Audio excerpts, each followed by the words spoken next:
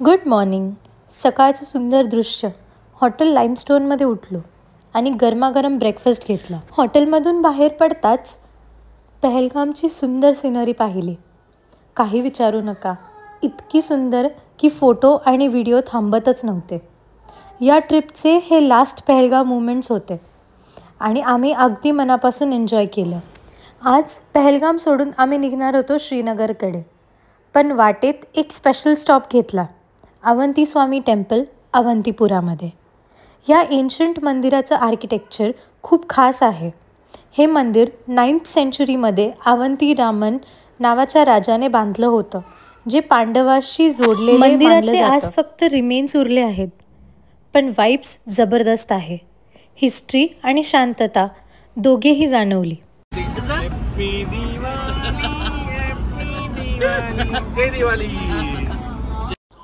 Shankaracharya temple, one of the highest points in Srinagar. Zabarwan हिल्सवर वसलेले हे प्राचीन मंदिर आदि शंकराचार्य यांचं स्मरण करतं.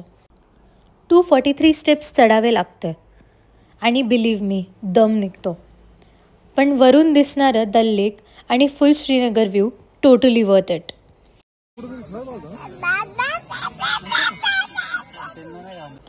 दिवसभरातला सगळ्यात स्पिरिच्युअल आणि पीसफुल मुमेंट हाच होता.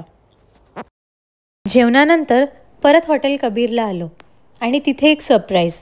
आमची पूर्ण फॅमिली पुणे आणि नाशिकवरून आले होते 1 दिवसासाठी. खरं तर ते लेह लडाखला जाणार होते नेक्स्ट डे,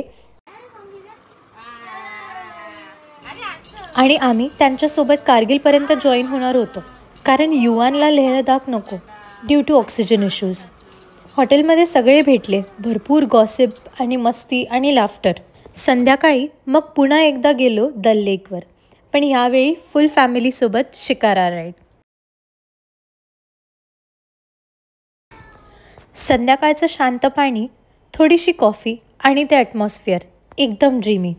शिकारा राईडमध्ये आम्ही कॉफीही घेतली आणि लेकवरच शॉपिंग पण केली.